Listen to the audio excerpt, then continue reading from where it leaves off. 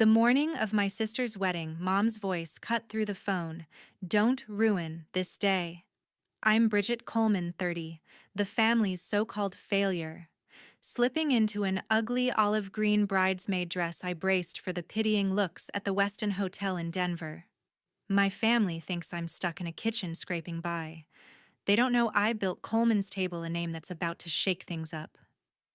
At the altar, my sister pointed at me, smirking. That's my little sister? Our family's biggest letdown. The room laughed.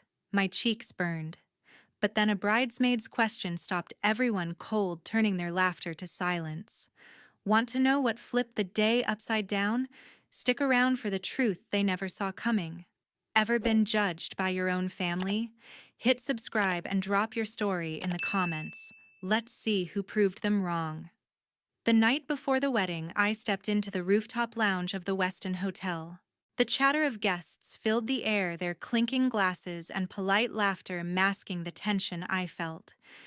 I adjusted my dress, trying to blend in, but the weight of my family's judgment was already pressing down. My Aunt Pamela Reed spotted me first. "Bridget still working in that kitchen?" she asked, her smile sharp. "It's such a temporary job, isn't it?" Her words stung, but I nodded, forcing a tight smile. I wasn't ready to tell her about Coleman's Table, not yet. Mom Nancy Coleman joined us, her eyes scanning my plain black dress.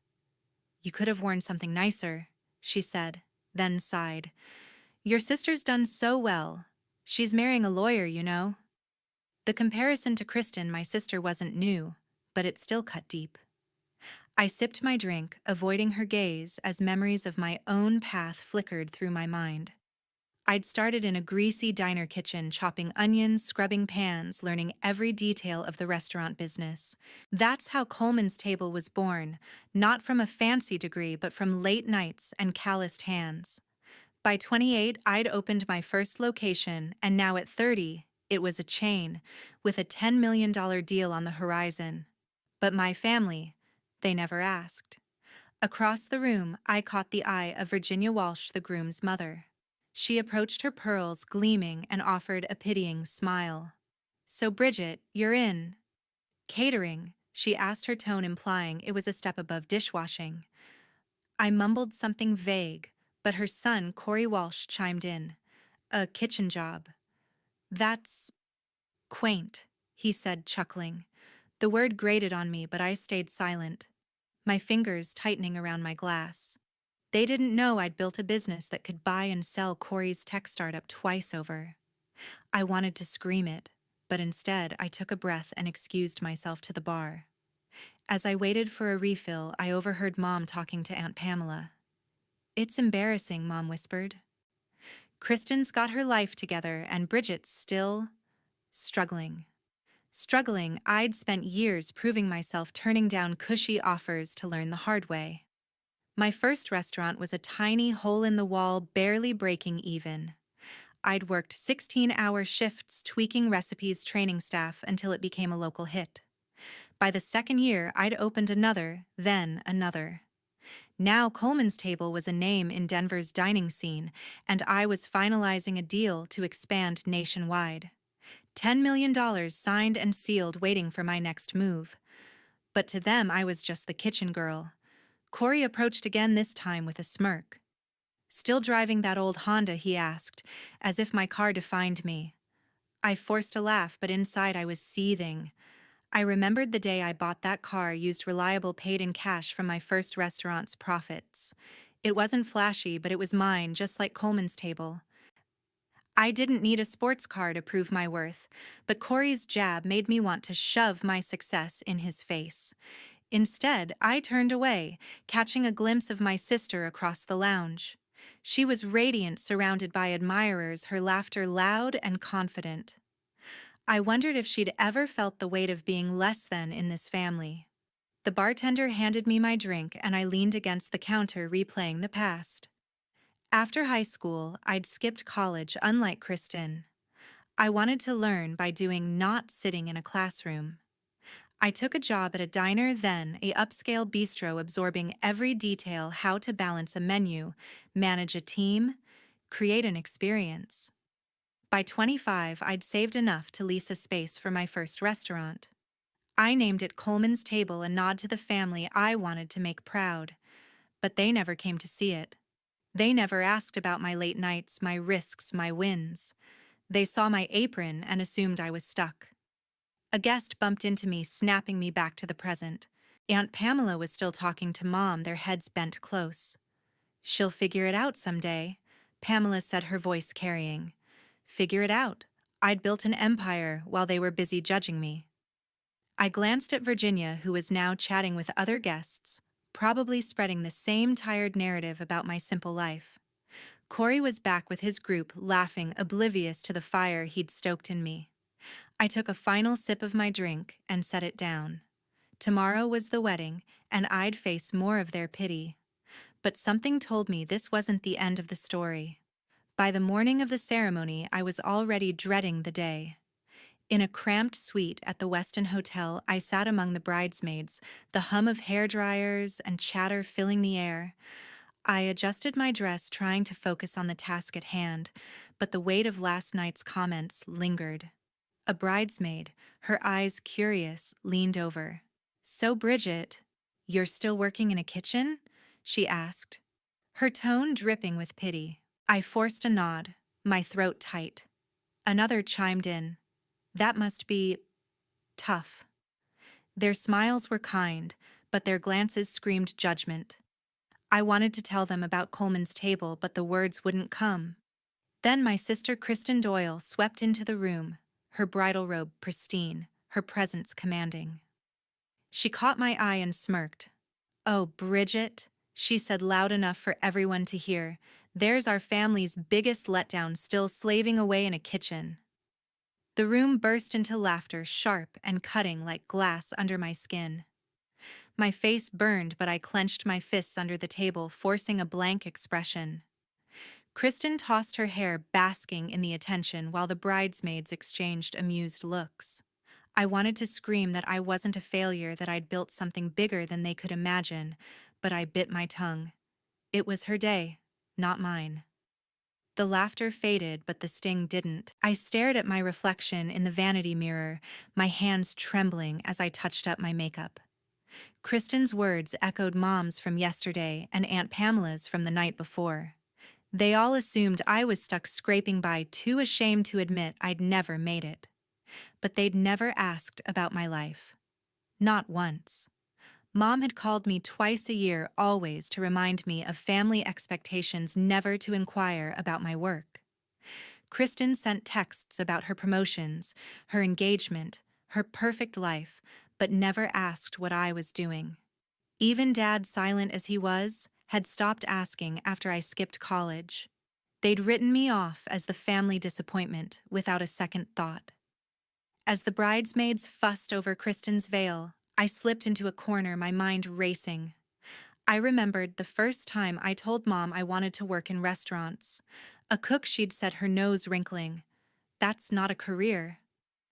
Kristen had laughed then too, saying I'd regret skipping a degree. But I didn't.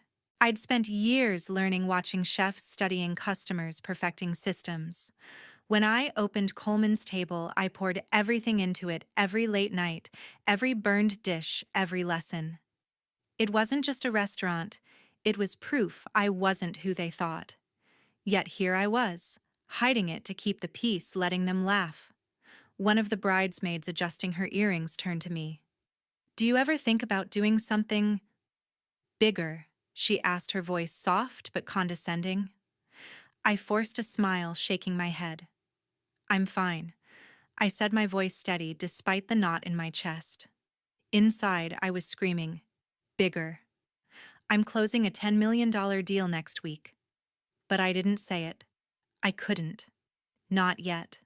Kristen was still the star, and I didn't want to steal her spotlight, even if she'd just thrown me under it. I glanced at her, laughing with her friends, oblivious to the hurt she'd caused. Did she even know how deep her words cut? Or did she just enjoy the power of putting me down? The makeup artist called me over, and I sat, letting her brush powder across my cheeks. My mind drifted to the early days of Coleman's Table. I'd started with one location, a small space with mismatched chairs. Customers loved it, the food, the vibe, the care I put into every detail. That success led to a second location, then a third. Now my name was on a contract that would take my chain nationwide, but my family. They'd never set foot in my restaurants. They'd never asked about my dreams, my wins, my struggles. They saw an apron and decided that was my story. Kristen's voice broke through my thoughts. "Hurry up, Bridget!" She snapped, adjusting her necklace. "We can't be late because of you." The bridesmaids giggled again, and I swallowed hard, nodding. I didn't want to ruin her day, no matter how much she'd hurt me. I stood smoothing my dress and joined the group as we headed to the ceremony. My heart was heavy, but I kept my head high, determined to get through this. I didn't know then that the day was about to change in ways no one expected. The ceremony began at noon with Kristen radiant in her lace gown. I stood as a bridesmaid, my hands clasped tightly, trying to focus on the vows. The guests' eyes were on my sister, but their whispers reached me. "Bridget's the one who never made it," one murmured, her voice low but clear. Another guest, an older woman in a navy suit, leaned to her neighbor. "Such a shame she's still in that dead-end kitchen job." My stomach twisted, but I kept my gaze forward, forcing a smile. I'd heard it all before, but standing there exposed in front of hundreds, it felt like a fresh wound. Kristen and her groom exchanged rings, their smiles perfect, practiced. As they stepped back, she took the microphone for her thank you speech. "I want to thank our families," she began, her voice warm. "My parents for their endless support, and the Walsh family for their incredible achievements." She listed names, praising Mom's charity work, Dad's business legacy, Virginia's academic prestige, Corey's tech empire. My name, not a mention. The omission was deliberate, a silent jab that hit harder than her words in the suite. The crowd applauded, oblivious to the slight, but I felt every clap like a slap. Kristen's eyes flicked to me, a smirk tugging at her lips as if she enjoyed leaving me out. My father, Gerald Coleman, stood near the front, his face stern. As Kristen spoke, he turned to me, his eyes heavy with disappointment. It was a look I knew too well, quiet, cutting, worse than any lecture. He'd always compared me to Kristen, the daughter who got it right. I shifted my weight, my heels pinching, trying to push down the ache in my chest. I wasn't the failure he thought, but his gaze made me feel like one. I wanted to tell him about Coleman's table, about the $10 million deal I was finalizing, but the words stayed locked inside. This wasn't the place, not with all these eyes on me. The photographer, a brisk man in a black vest, started organizing us for pictures. "Bridesmaids line up," he called, waving us forward. As we shuffled into place, he pointed at me. "You in the back," he said, his tone clipped. "Let the others stand out." My heart sank as the other bridesmaids took their spots, their dresses catching the light while I was pushed to the edge. I stood behind them, barely visible, my hands trembling. It wasn't just a photo, it was my place in this family, always on the sidelines, always less than. The guests watched, some whispering again, their words a blur of pity and judgment. "Poor Bridget," I caught one say, "never quite measured up." I forced myself to stay still, my jaw tight. Kristen posed with her groom, her laughter ringing out as the camera flashed. She didn't glance my way, not once. I thought back to our childhood when we'd been close, sharing secrets under the covers. But somewhere along the way, she'd decided I was beneath her. Maybe it was when I chose restaurants over college, or when I showed up to family dinners in jeans instead of dresses. Whatever it was, she'd built her identity on being better than me, and today, she was making sure everyone knew it. Gerald adjusted his tie, still watching me with that heavy stare. I wondered what he'd say if he knew I'd built a business from nothing, that my restaurants were the talk of Denver's dining scene. Would he still look at me like that? I doubted it. He'd never asked about my work, never visited Coleman's table, never cared to know. To him, I was the daughter who'd let him down, the one who didn't follow his path. The photographer snapped another shot, and I forced a smile, my cheeks aching. I didn't want to ruin this moment for Kristen, no matter how much it hurt. As the ceremony wrapped up, guests began moving toward the reception area. I lingered, adjusting my bouquet, trying to shake off the weight of their words and looks. I'd spent years proving myself building something real, something mine. But standing there, surrounded by people who saw me as a failure, I felt smaller than ever.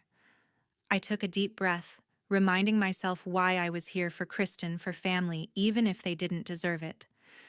But the day wasn't over, and something told me it would take a turn I couldn't predict.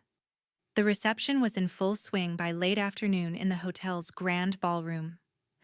I sat alone at a corner table, swirling a glass of wine, trying to disappear into the crowd's chatter.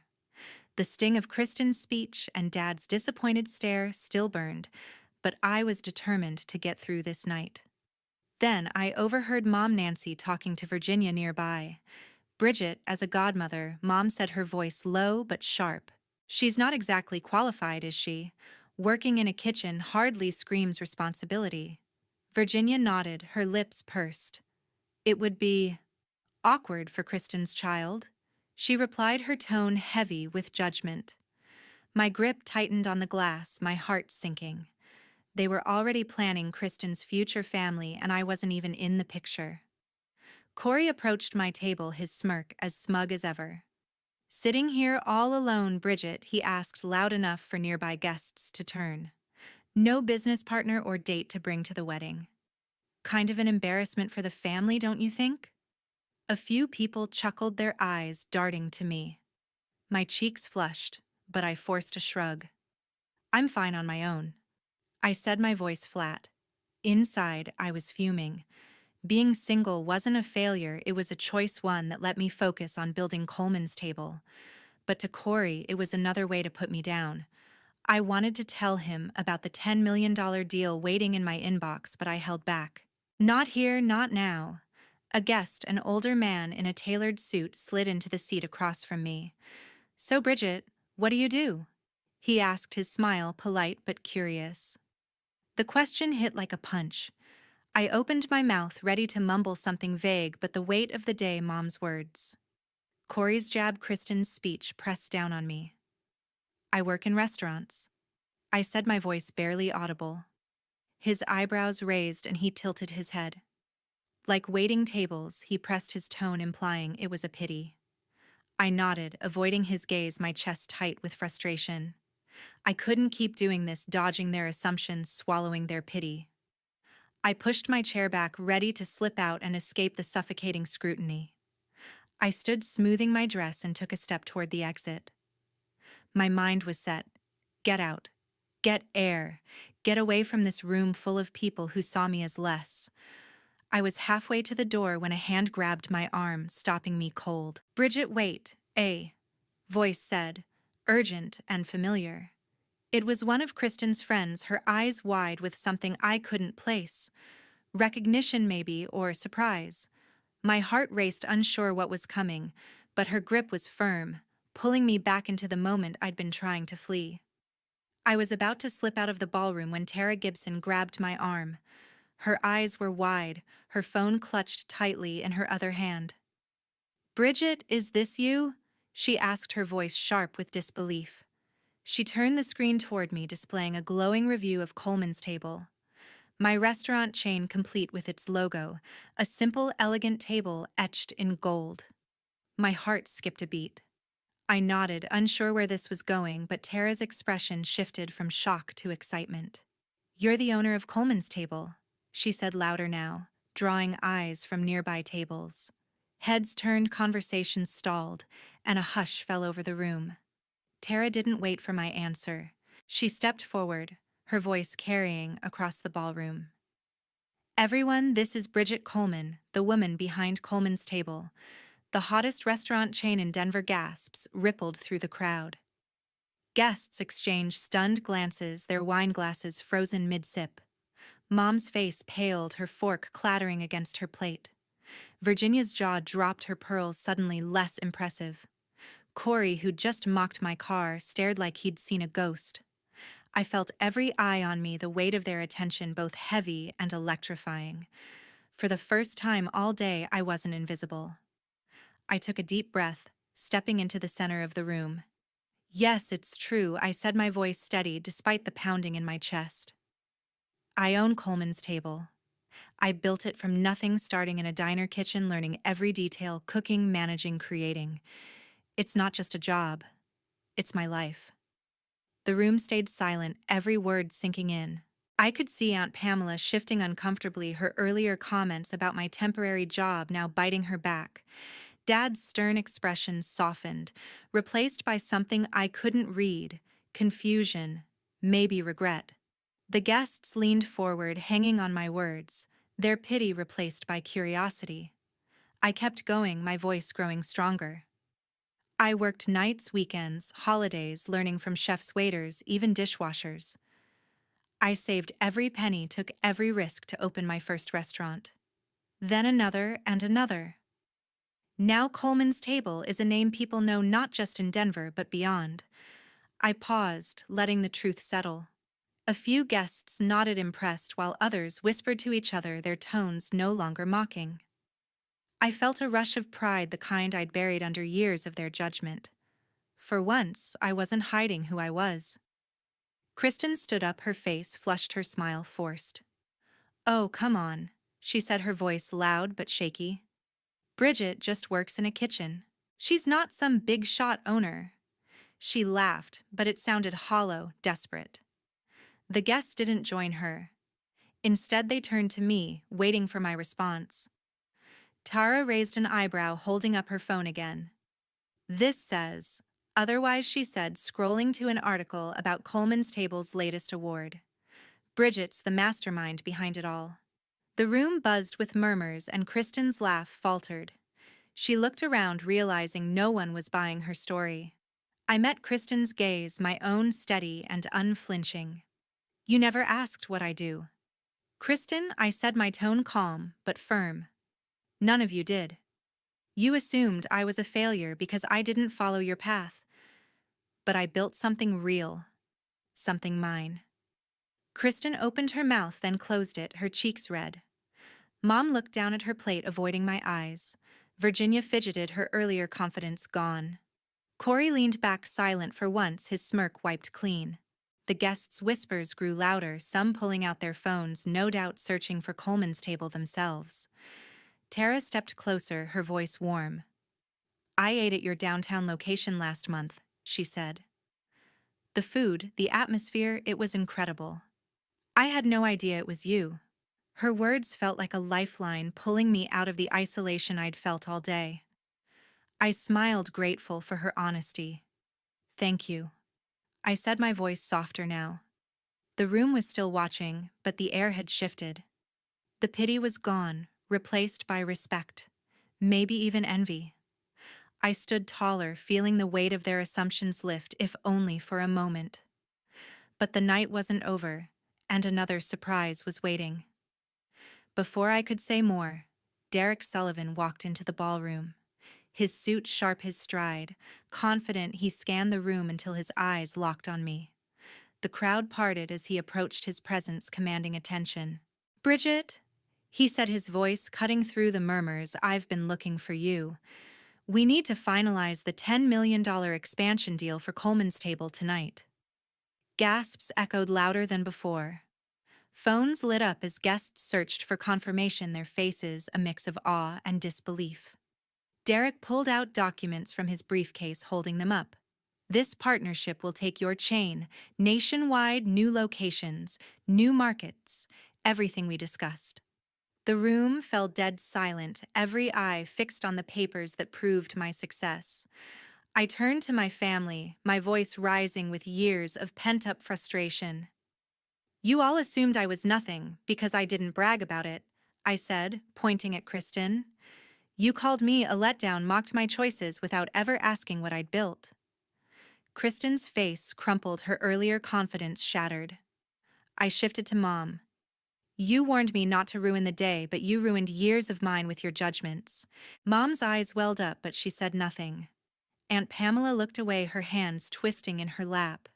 Virginia and Corey exchanged uneasy glances, their earlier snide remarks hanging heavy.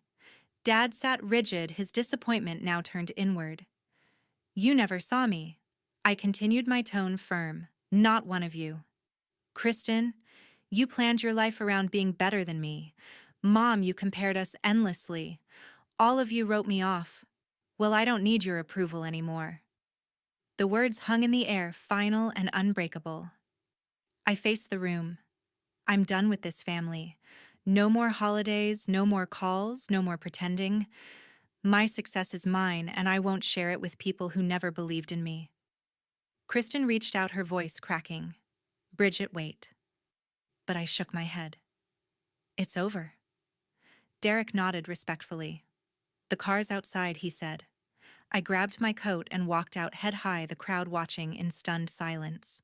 Outside, a sleek black sedan waited, not my old Honda, but a luxury ride arranged for the deal.